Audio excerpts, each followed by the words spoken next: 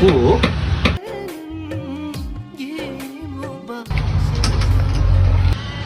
बाबु कोठा भाडा देऊ ल।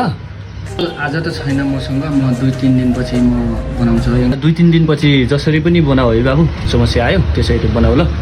The next day. ओ यार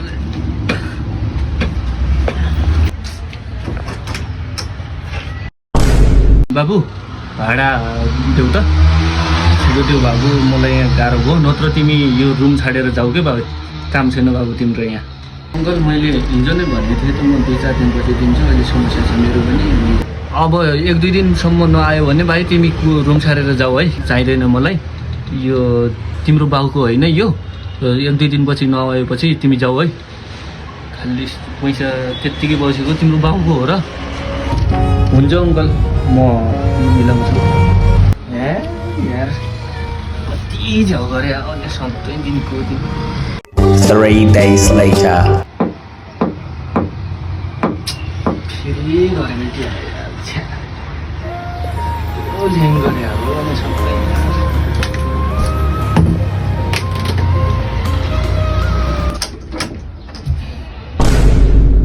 बाबु आज त भाडा भयो होला नि? अङ्कल आज नि छैन, हिजो नि आउनुभयो, अस्ति पनि आउनुभयो। अनि म 1-2 दिन भनेको थिएँ, म आफै आउँछु भनेको थिएँ अङ्कल। उसले भन्दा भएन होइन, राम्रोसँग भनिरहेको छु। झन् तँलाई त झन् भोलि भन्दा भन्दै होइन, झन् ठुलो पल्टिस त। निस्क्यो यो घर, यो रुम खाली गर्छ जा, काम छैन तेरो। साला अङ्कल यसरी कार्य नगर्नु न अङ्कल, हजुरको पनि त छोरा होला नि। अब मैले भनेको थिएँ 1-2 दिन ढिला हुन्छ अङ्कल भनेको थियो। अब योभन्दा अगाडि दिएकै त हो नि, भाडा नदिएको कहाँ छ र। रुम छाड भनेपछि ठिक छ, म जान्छु। हुन्छ साला।